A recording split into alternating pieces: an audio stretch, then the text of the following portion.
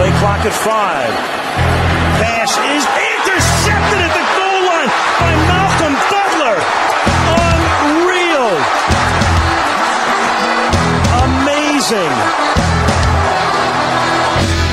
Podcast Patriotas, do fã-clube oficial dos Patriots no Brasil.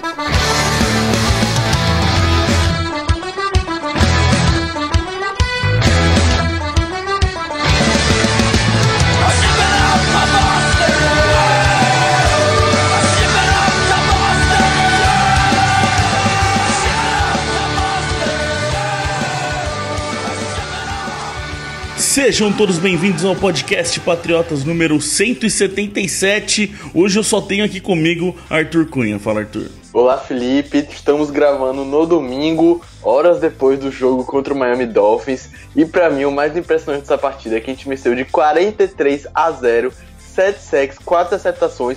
Mas o que não sai da cabeça do torcedor patriota são os erros de Stephen Gostkowski. Ah, Gostkowski, me ajuda a te ajudar, mano. Putz, vamos dar um recado, a gente já vai começar o programa falando de Gostkowski. Eu não sei o que a gente vai falar do Gostkowski, porque não tem mais o que falar, mas a gente vai ter que falar das bobeiras que esse cara tá fazendo.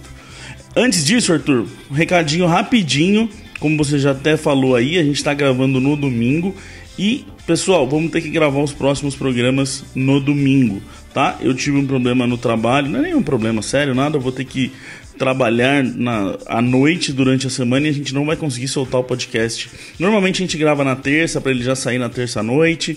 A gente não vai conseguir, a gente vai ter que gravar no domingo mesmo, né, Arthur? Então é importante avisar o pessoal que... Por que a gente gosta de gravar na terça? Porque daí sai stats certinho na segunda. A terça também traz expressão dos jogadores, desempenhos mais detalhados que a gente consegue trazer mais pro programa, o programa ficar mais rico. No domingo não tem tanta coisa, é mais a nossa opinião, né? Isso, perfeito. E também na segunda a gente não obtém tantas informações de jogadores que se lesionaram no domingo. Por exemplo, na partida de hoje a gente teve a questão preocupante do Isaiah Wynn. A gente não vai poder dar um dado mais concreto, uma informação mais precisa sobre o que aconteceu com ele. Por isso que a gente gosta geralmente de gravar o podcast na terça-noite, que a gente já tem tudo detalhado, mas só que por conta aí da questão do trabalho do Felipe, a gente vai gravar nesse domingo, o que também não tem problema nenhum, porque vamos trazer esse conteúdo da melhor forma para você. Pois é, então se você tá ouvindo, imagino eu vou falar com o futuro agora. Você deve estar ouvindo esse programa na segunda-feira à noite. Se você está ouvindo na hora que ele saiu. Então, se tiver alguma informação que já tá velha, a gente pede desculpa. É que realmente, nessa semana e nas próximas duas, a gente vai ter que gravar no domingo. Então os programas vão ficar um pouquinho defasados de informação. Mas ali, daqui 2 semaninhas, já volta tudo normal. Espero eu. Com o meu trabalho, a gente já volta a gravar normal de novo. Bora lá então pro programa. Vamos falar desse atropelo de Patriots contra os Dolphins.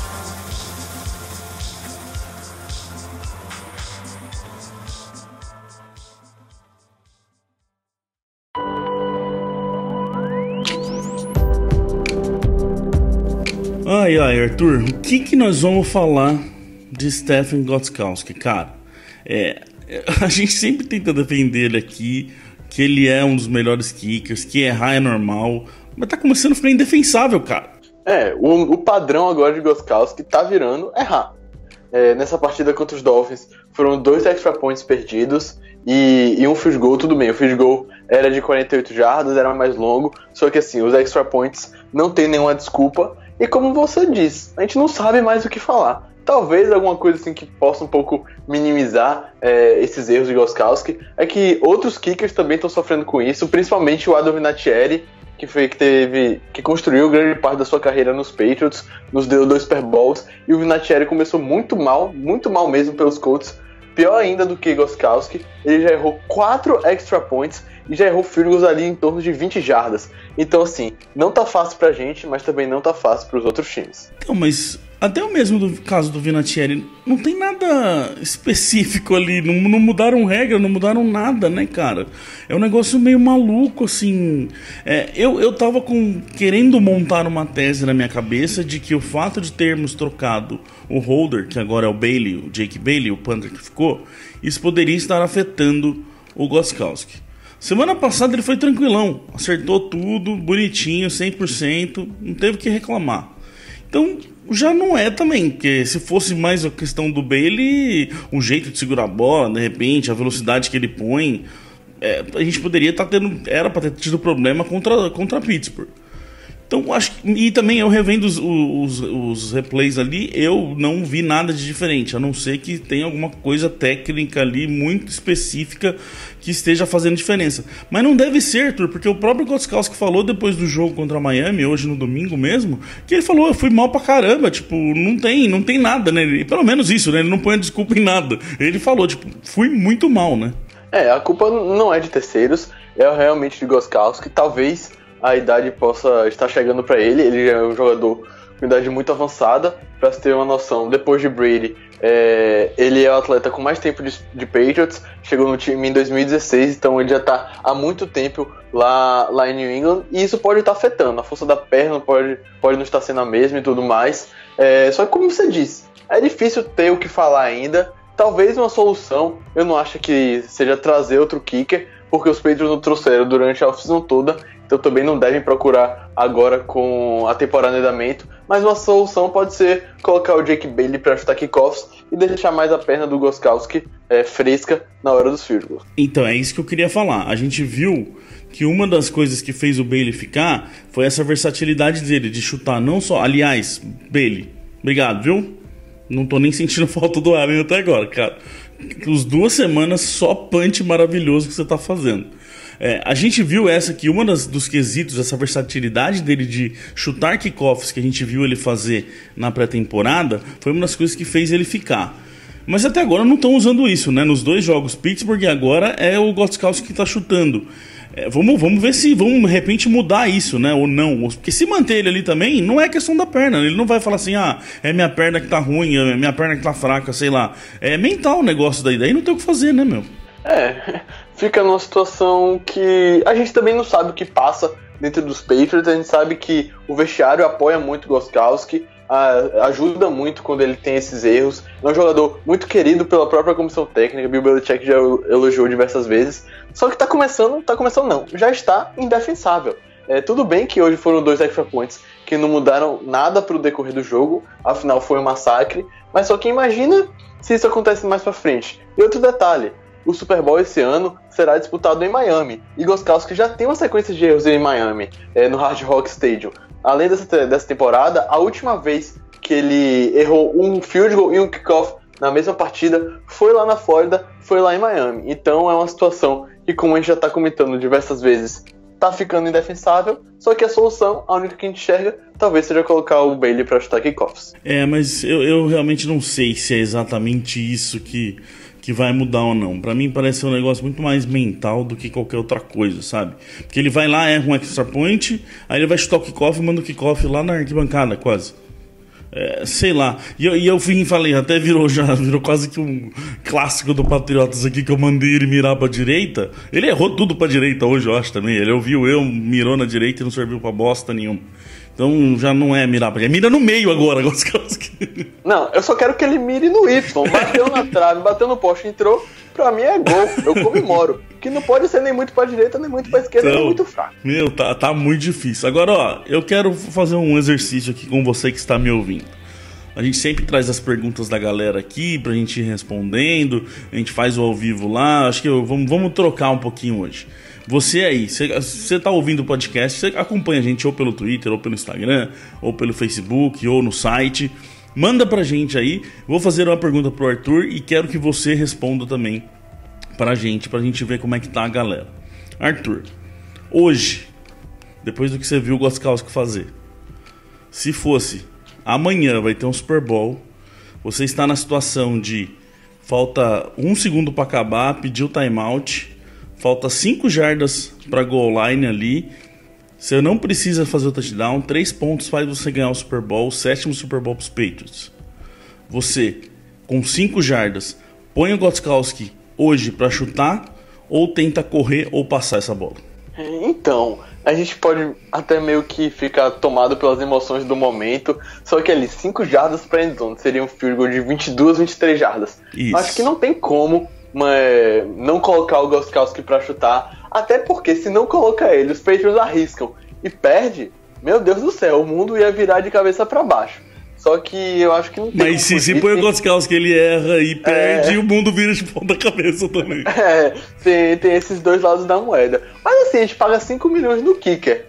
Ele tem que acertar um field goal de 22 jardas, é o mínimo. Você põe ele então? Eu manteria o nosso camisa 3. Mas, se tivesse a opção de colocar o Brady pra chutar, eu colocaria Brady. Então, ó, manda vocês aí também que tá ouvindo. Pô, rapidinho, manda um tweet, manda onde der aí, onde você estiver seguindo a gente, manda pra gente o que você faria. Se você colocaria o Gostkowski pra chutar, faltando 5 jardas. Ó, é aquilo que eu falei, não precisa do touchdown. 3 pontos, vira o jogo e ganha o 7º Super Bowl. Põe ele pra chutar de 5 jardas, 22 ali, como o Arthur falou, ou tenta corrida ou passe. Manda pra gente aí. Tirando essa questão aí dos chutes do Gostkowski, Arthur, foi um atropelo, né, meu? Putz, não teve graça quase pra Miami. Até o último quarto não tiveram o que fazer. Eles fizeram uma jogada no campo do campo de ataque deles, né, no campo de defesa, até o final do terceiro quarto.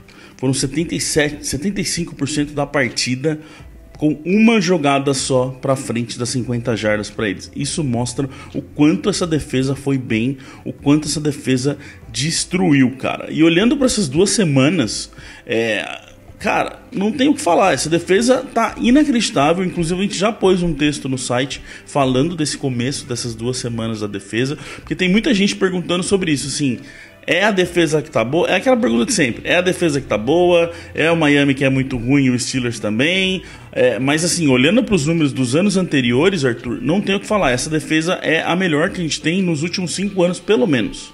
E falando de números de temporadas anteriores, só queria deixar uma pulga atrás da orelha do nosso ouvinte, que em 2007 a gente anotou 76 pontos e cedeu 28 nas primeiras 2 semanas. Agora a gente anotou também 76 pontos, só que só cedemos 3. Lembrando que o último touchdown que os Patriots sofreram foi na final da NFC contra o Kansas City Chiefs ainda, porque no Super Bowl só foram 3 pontos, contra os Steelers também, e agora contra a Miami, a equipe da Flórida saiu zerado, e é como você diz, tá monstruosa. Claro que a gente tem que relevar a questão principalmente dos Dolphins, é um time muito, muito fraco mesmo, é indiscutivelmente a equipe mais fraca da NFL, mas também tem que dar um mérito para o nosso sistema defensivo, e a gente já vem falando isso há muito tempo. Não é porque só os Dolphins que os Patriots, que essa defesa tá meio que fogo de palha e tudo mais, tá aparentando que vai ser muito boa na temporada, só que não vai acabar sendo. Não, desde a off-season, desde o training camp na pré-temporada, a gente já vem comentando como essa defesa dos Patriots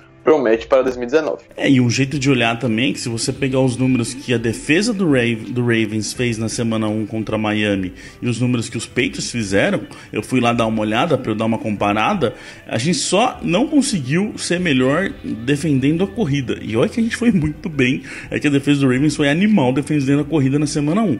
Mas só esse quesito a gente não conseguiu ser melhor. O resto, nossa defesa foi melhor em todos os outros quesitos do que a defesa do Ravens contra eles mesmo na semana 1. Então é um jeito bom, porque é o mesmo time, os mesmos jogadores ali, é um jeito bom de comparar. Então, isso garante alguma coisa? Não, a gente já viu a defesa dos Patriots começarem horríveis e virarem boas. Não quer dizer que elas vão começar boas e não podem ficar horríveis, mas que é um futuro promissor aí absurdo pro que a gente tá vendo.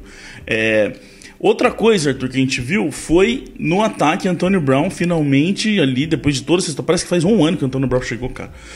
De tanta coisa que já aconteceu, que a gente já falou, estreou bem e fazendo de tudo, né, cara? Achei que era uma das minhas perguntas, eu fiz até um texto pro site com algumas perguntas que eu tinha na cabeça para esse jogo de Miami, e uma das minhas era como que eles iam usar o Brown, quanto que o Brown ia conseguir se envolver com esse ataque depois de poucos dias chegando. E ele se envolveu bem até, né? Até o João Santos lá no Twitter perguntou o que a gente achou dessa estreia de Antônio Brown, e é difícil pedir uma coisa melhor que essa. Os 4 primeiros passos lançados em sua direção, todos foram recebidos para 56 jardas e 1 touchdown. Depois, ali no segundo tempo, ele teve uma caída de nível. Brady também não estava mostrando muita sincronia. Teve um passe mesmo ali já pertinho da endzone que seria touchdown, só que Brady acabou não jogando a bola no lugar certo, então nem foi tanta culpa do Antônio Brown nesse caso. Mas assim, Brown foi envolvido no playbook, acho que foi o recebedor com mais passes de Tom Brady nessa partida. o que mostra que Brady olhou muito para ele, que é uma forma também de tentar envolver já no playbook, no gameplay plan e tudo mais. Uma coisa que me impressionou até foi o Antonio Brown correndo. A gente não tem essa visão de Antonio Brown correndo, jardas e tudo mais, só que ele até no jet sweep ele atuou hoje, o que não acontecia desde 2016. É, isso que eu ia falar. A gente viu o Brown alinhando mais aberto, na esquerda, na direita, alinhando como slot, fazendo ali o jet sweep correndo. Muito do que a gente imagina. A gente falou isso semana passada. Muita gente perguntava como que vão usar o Brown.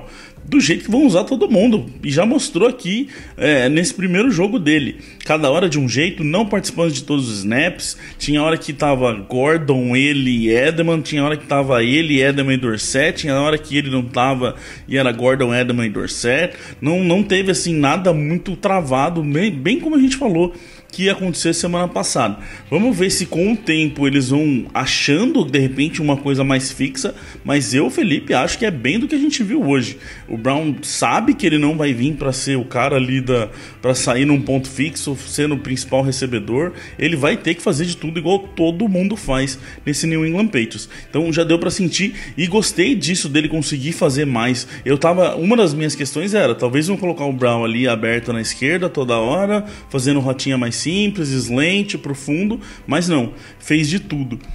E uma coisa que a gente viu, Arthur, que eu achei interessante é que durante essa semana ele treinou bastante. Por vários dias falaram que ele ficou até depois de 10 da noite trabalhando com o Steedham para conseguir entrar nesse playbook, para conseguir assimilar o playbook o mais rápido possível. E ele está tendo aí como mentor Troy Brown, que é um cara que, Super Bowl com os Patriots, um grande nome em New England, e que tá ajudando ele, meio que guiando ele nesse caminho. Então, assim, tem tudo pra dar certo, né, cara? Sim, literalmente todos os recebedores que deram entrevista durante a semana elogiaram Antonio Brown, elogiaram a ética de trabalho dele, falaram que ele está realmente treinando muito duro, o que nos deixa muito feliz, porque no momento que foi anunciado, a gente pensou, será que ele vai continuar sendo uma diva nos Patriots e tudo mais? E até agora ele não dá nenhum indício disso. No último podcast, logo depois que você, Felipe, o Sidney e o Rodolfo gravaram, saiu a notícia da questão da acusação de estupro que Antonio Brown está enfrentando, então a gente não conseguiu comentar no último podcast, mas acho que vale soltar uma nota desse. E nessa segunda-feira, a suposta vítima, chamada Brittany Taylor, vai se reunir com a NFL, está fazendo uma investigação paralela à da justiça americana para saber mais detalhes sobre o caso. Só que a última informação que a gente teve é que Antonio Brown recebeu uma oferta da suposta vítima de fechar um negócio em $2 milhões, um pouco mais de $2 milhões, e ela não prestar nenhuma queixa, não prestar nenhuma acusação. Só que Antonio Brown rejeitou essa proposta, e aí vamos ver o que vai dar nos próximos dias. Olhando os detalhes dessa história toda, o Arthur até fez um texto sobre isso, um pouquinho ali, explicando um pouco melhor, quem quiser ler. É estranho, assim, aqueles casos bem estranhos que não dá pra garantir nada para um lado nem pro outro, mas é estranho o caso. E esse fato do Antonio Brown não querer pagar ela, o que é 2 milhões para o Antonio Brown? E ele não querer pagar ela, mostra que a tendência é que ele esteja, vamos dizer, com a consciência limpa. Vamos ver como que a NFL vai agir. Existe a questão toda de que talvez a NFL coloque ele na lista, vamos dizer, lista exemplar do Goodell ali. Aquelas coisas que só a NFL parece que inventa umas coisas para poder punir os caras. Então, como o Arthur falou, vamos conversar com ela, vamos conversar com o Antonio Brown depois. A informação é que o Goodell não vai participar, pelo menos, dessa conversa com ela. Então vai rolar essa história e vamos ver o que vai dar. Eu acho que assim, é besteira querer ficar antecipando qualquer coisa. Enquanto ele puder jogar, vamos curtindo. Se for a temporada inteira, melhor pra gente. Outra coisa que ainda sobre Antonio Brown, relacionado a ele, Arthur, que achei interessante, foi a questão da lista de nativos. Porque a gente viu o Meyers ficar de fora desse jogo. Claramente, com a chegada do Browns, ele vai ser jogado para baixo. Então, assim, não acho difícil de acontecer mais vezes sobre isso, do Meyers ficar de fora.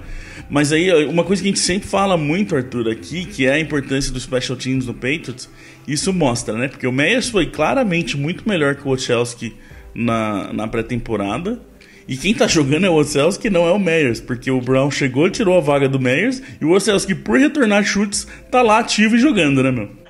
O que a gente sempre esperava finalmente está acontecendo. Um jogador mais jovem para tomar esse lugar de Edelman no retorno de punts e preservar a nossa camisa 11. E o Ozelski está saindo muito bem. E como você fala, só evidencia a importância dos special teams nos Patriots. É uma pena agora que o Myers não tenha tantos snaps para jogar, não apareça tanto. Só que ele é um jogador mais pro futuro. A gente vai ter recebedores, né? A gente tem recebedores como o caso do Antonio Brown, do Dorsett e do Josh Gordon no seu último ano de contrato dos Patriots. Então o Myers é um jogador para ser introduzido gradativamente e quem sabe no futuro poder ocupar um espaço de mais destaque no ataque dos Patriots. E Felipe, falando dessa questão do jogo aéreo contra o Miami Dolphins, a gente teve aqui uma pergunta no Twitter do Caio César Carvalho perguntando o que a gente achou da atuação de Matt LaCosse. Lembrando que LaCosse estava ativo contra o Pittsburgh Steelers, só que não entrou em nenhum snap e estava lidando também durante a semana com a lesão, o que o fez treinar limitado. O que é que você achou de como foi nosso novo camisa 83? Achei que foi tranquilo, não chegou a sofrer, não foi nenhum problema, também não foi um destaque absurdo que fez alguma diferença. É difícil, né, meu? Você olha para esse grupo de recebedor, é difícil um LaCosse aparecer. Pode acontecer, pode ser que tenha um jogo ali que ele anote um touchdown ou outro, mas eu não espero o LaCosse virar um baita de um jogador. Se eu não me engano agora, eu não tenho stats comigo, Arthur, não sei se você tá aberto aí.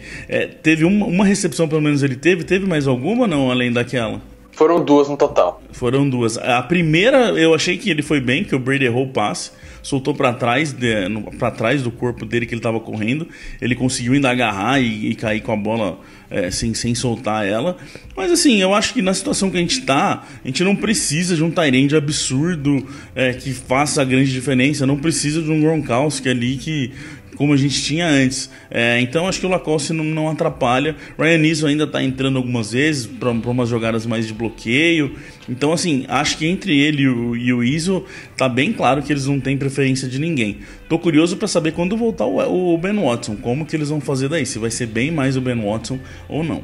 E sobre a questão do Ben Watson, que pode retornar a partir da semana 5, o Eriston Alexandre pergunta lá no nosso Twitter e que quando o Watson estiver ativo, será que ele pode ser mais utilizado nos bloqueios? E aí a gente já entra na questão da linha ofensiva nessa partida e também ali dos running backs. Pois então, isso é uma coisa que eu achei, era uma outra pergunta que eu tinha para esse jogo. O Sonny Michel não conseguiu correr bem contra Pittsburgh, a gente até falou aqui semana passada que tinha a questão do front seven, que é muito mais forte, e também o Rodolfo lembrou muito bem que o Sonny Michel tá trazendo muito disso de quando ele tá com a bola, não é nem quando ele tá com a bola, quando ele tá ali alinhado, a chance dele correr é muito grande, então isso torna ele muito previsível. Então a gente falou, bom, vamos deixar uma semana a mais, vamos deixar ele jogar mais para ver, e esse jogo ele já conseguiu atuar bem melhor, 85 jardas corridas para ele. Porém, Arthur, também não dá para ter muita noção, porque a OL foi quase que capenga, né, cara? Já tava sem o Cannon, e aí já no começo perde o Isaiah Wynn com a lesão no pé. Como o Arthur lembrou, a gente tá gravando no domingo, a gente não sabe ainda o que vai dar do Wynn, mas isso atrapalha bastante na hora de correr, né, cara? Mas mesmo assim, tirando toda essa questão, eu achei que o Sonny Michel foi bem, meu. Eu achei que o Sonny Michel teve uma atuação muito melhor do que a da semana passada, não tem nem comparação. Ele evoluiu bastante o seu jogo ali nas conversões de terceiras descidas curtas e de situações de goal line. No ano passado era uma coisa que a gente criticava bastante sobre o nosso running back. E eu acho que ele está evoluindo sim. Só a questão agora é de segurar um pouco melhor a bola, de proteger essa bola. Sim. No college, o Michel teve muito problema em relação a esse quesito do jogo. Só que na sua temporada de calor ele não sofreu sequer um fumble. E agora contra os Steelers ele já sofreu um. Então acho que só essa questão de segurar um pouco a bola, e que também tem a questão que nem sempre a gente vai pensar correr tanto. O pessoal tem que entender isso, que não é porque Sonny Michel não teve tantas jardas assim, é que é literalmente culpa dele. Às vezes os Patriots, por estratégia, veem que o adversário não tem uma secundária tão forte, preferem só focar no jogo aéreo. Então a gente tem que ter também um pouquinho de calma. É muita coisa, é muita opção para se fazer, né? Então, assim, vai ter aquelas, igual nesse jogo teve ali uma 3ª para 5, que tentaram correr e não deu em nada. O McDaniel sempre solta essas, já é de praxe, já nem tem, eu nem fico bravo mais, porque sempre ele vai ter uma coisa ou outra, mas é tanta opção, é tanta coisa que às vezes, e muitas vezes o Brady mesmo troca ali, né? Tipo,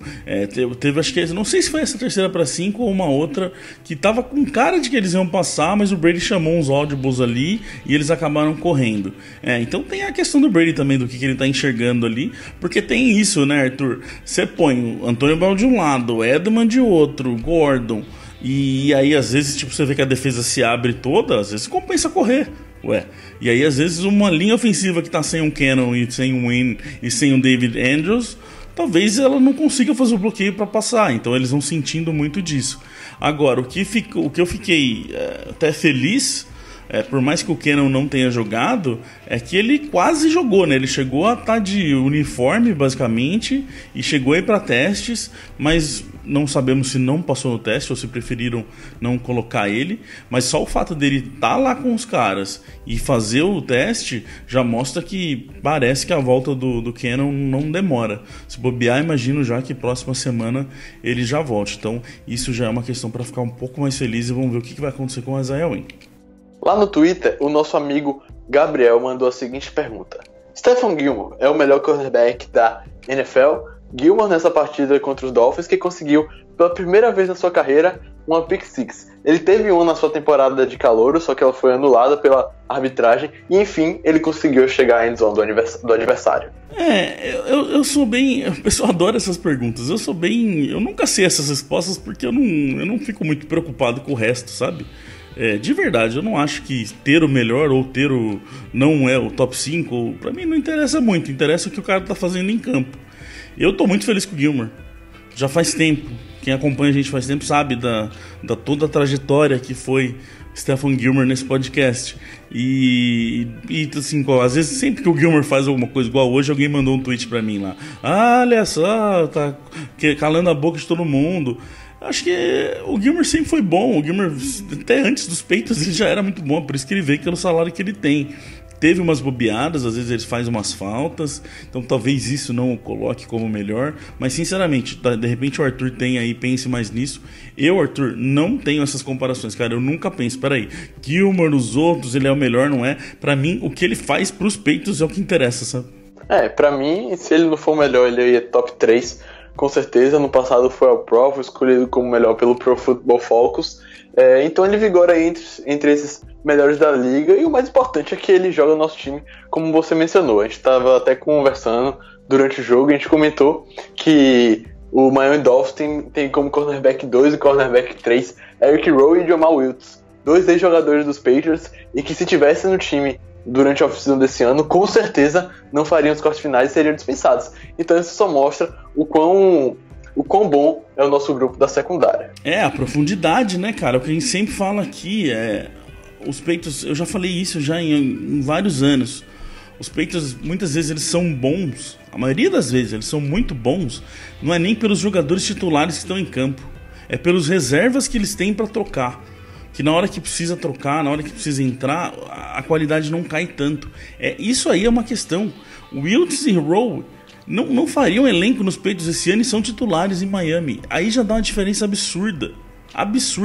Tava claro hoje, Arthur, que o Brady ele procurava o Wills na defesa. Quem tava no Wills ele buscava. O touchdown do Brown foi em cima do Wills. Então assim, além de conhecer o jogador, é a história do matchup que a gente fala. Cara, você tem o Gilmore que cedeu 15 jardas. Se eu não me engano, o Jonathan Jones também não cedeu nada. Aliás, a secundária inteira, ninguém cedeu basicamente números altos nesse jogo. Então, isso que é a grande diferença. E uma coisa que eu achei interessante, Arthur, é que na hora que começou o jogo, Jonathan Jones estava no lugar do Chung. Não sei se a galera percebeu isso. A gente tá falando faz tempo aqui já também de quem que vai ser o substituto do Chung, se é o Melifon, se vai ser o Jojoan Williams ali, que já teve alguns glances ali de querer participar, mas foi o Jonathan Jones, acabou de renovar contrato. Esse menino tem uma versatilidade absurda também. Se ele começar a conseguir jogar no lugar do Chung, olha o tamanho do jogador que é pra essa secundária, né, cara? Pois eu queria comentar com você dessa renovação de Jonathan Jones. Ele vai receber um salário base de 7 milhões anuais pelas próximas 3 temporadas, porque se ele continuar jogando essa bola, vai sair de graça, basicamente. Os melhores cornerbacks aí da liga estão recebendo 15, 16 milhões. Tudo bem que Jonathan Jones tá longe de ser um deles, mas só que pro sistema dos Patriots ele encaixa perfeitamente. E além de ajudar muito na defesa, como slot, como corner, outside e também como agora strong safety, como foi nessa última partida, ele também tem um fator special teams, que ele chegou nos Patriots com essa questão dos special teams e conseguiu ficar no elenco em 2016 por conta disso. E nessa questão que você comentou da profundidade da defesa, uma coisa que explicita isso, voltando até a lista de nativos hoje, é o Detroit Wise nem ter sido relacionado para o jogo, sendo que na partida passada o Wise conseguiu um strip sack, o que só mostra como nossa defesa está muito forte e muito completa para 2019. Bem lembrado, cara. Um cara que fez sack semana passada e fumble tá inativo nesse jogo. Olha o nível que esses caras estão. E isso que você falou, a trajetória do Jonathan Jones é muito legal. Chegou como special teamer, conseguiu ser importante no special teams, ganhou a vaga dele, ele ficou pelo menos uns 2 anos ali garantindo vaga pelo que ele fazia no special teams, foi aparecendo como terceiro, como cornerback de slot, e agora começa a querer ajudar como strong safety. Olha que legal que é a trajetória do Jonathan Jones, e tipo, é trajetória de Patriots. Pouquíssimos times devem ter trajetórias desse jeito, e quando você olha isso, é muito cara de Patriots o que o Jonathan Jones está conseguindo fazer.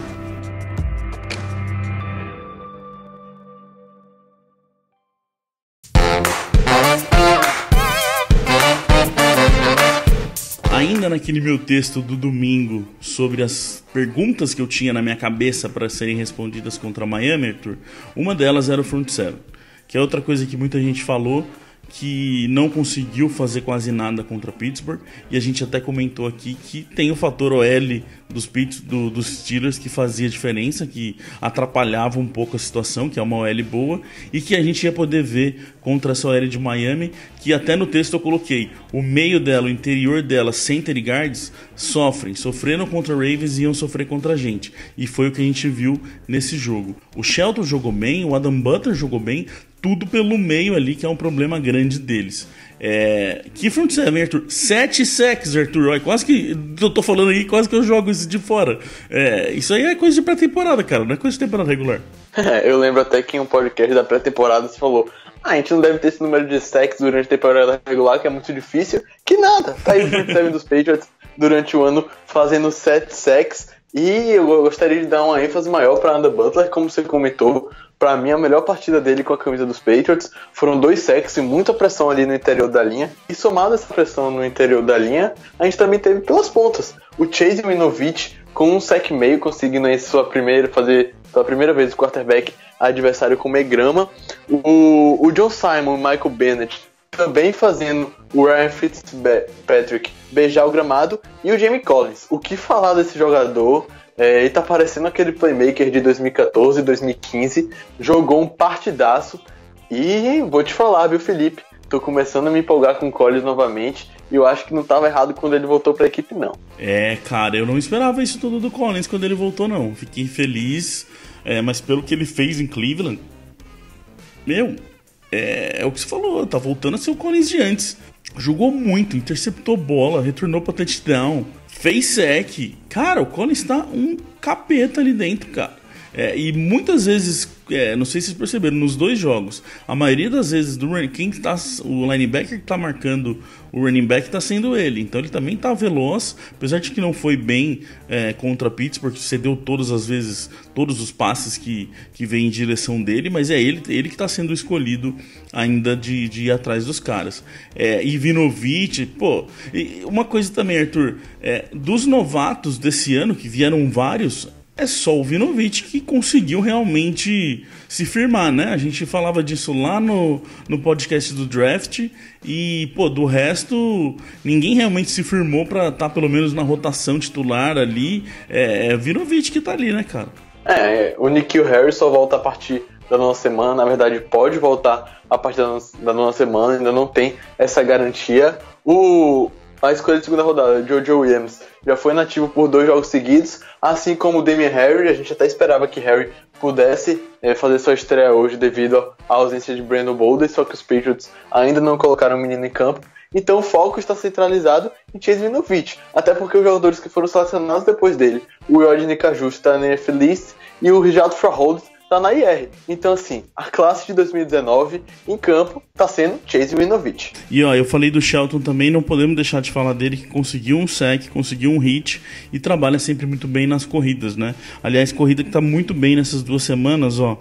Foram 42 jardas corridas que a gente sofreu só nesse jogo, 32 na semana 1, então são 74 jardas corridas nesses 2 primeiros jogos. Para vocês terem uma noção, no jogo 1 do ano passado do Texans, foi 167 jardas só naquele jogo de jardas corridas que a defesa cedeu.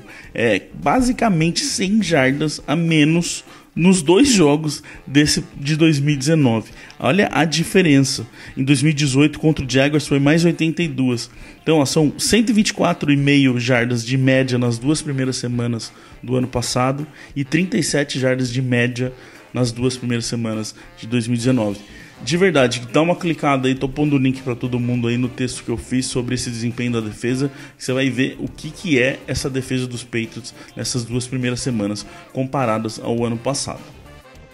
Próximo desafio agora, Arthur, é New York Jets. Então a gente tem uma sequência de 3 jogos contra a AFC East, foi Miami, vem Jets agora e depois vem Buffalo. Jets que, como a gente falou, estamos gravando no domingo, isso é uma das coisas ruins também de gravar no domingo, a gente ainda não sabe o que os Jets fizeram nesse Monday Night no jogo 2 deles, mas pelo que a gente viu, Arthur, tem Le'Veon Bell ali, que é um cara que sempre correu bem, que é um cara que sempre cria problema para qualquer defesa, e acabamos de falar agora aqui que a nossa defesa contra o jogo corrido é muito boa. Então é um dos pontos a ficar de olho, né? O que essa defesa vai fazer com o Bell e o que o Bell vai conseguir fazer com essa defesa, né? O Le'Veon Bell costuma dar problema para todas as defesas da liga, só que contra os Patriots o cenário geralmente é diferente. Na sua época de Pittsburgh, que ele sempre nos enfrentava, ele ou se lesionava durante o jogo ou não podia jogar porque estava contundido, e quando atuava não tinha tanto destaque assim. Então os Patriots têm um retrospecto favorável contra o Le'Veon Bell, mas só que essa defesa contra o jogo corrido é a grande chave contra o New York Jets. Até porque o quarterback titular deles, o Sam Darnold, está com mononucleose e já está fora da partida. Então o QB deles para a partida será Trevor Siemian. Sem o Darnold ali, o Darnold já não dá para ter muita noção do que faria, mas é um quarterback ali com talento. E aí vem reserva, então o jogo aéreo é de se imaginar, com essa defesa que não vai ser problema. A questão principal aí da nossa defesa contra eles é o que eles vão fazer contra o Le'Veon Bell. Mas sinceramente, eu tô super confiante pelo que a gente vem vendo, por esse front seven que a gente falou, pelo que a secundária vem fazendo, também ajudando o jogo corrido. Não devemos ter problema contra New York Jets. Durante a semana a gente vai vir falar mais de Jets, vai vir detalhar mais o que eles estão fazendo, o que pode ser problema, o que pode ser vantagem, igual a gente fez com o Dolphins e a gente fez com Steelers. Certo, senhor Arthur? Obrigado a todo mundo. Desculpa mais uma vez do programa não ter tanto número, tanto stats do jogo, mas é que realmente a gente está precisando gravar no domingo, mas acho que ficou legal o programa, com a participação da galera sempre dá certo. E manda aí, hein, o negócio lá, pergunta do Gostkowski, o que você faria, a gente quer saber. Valeu, Arthur, até semana que vem, cara. Valeu, Felipe, muito obrigado, ouvinte do Patriota, uma ótima semana a todos. Abraço. And the way that they play as a team, and will always be true to the red, white and blue, our New England American dream. When they take to the field, they don't often yield. They'll bend, but they seldom will break. If the first half should sour, well, there's still half an hour. They'll ignore every bruise, every ache, and they'll pull it all out at the end of the bout. If it's close and the game's getting scary, if the offense can't score with a few seconds more, then we call in old clutch Vinatieri. We love our New England Patriots and the way that they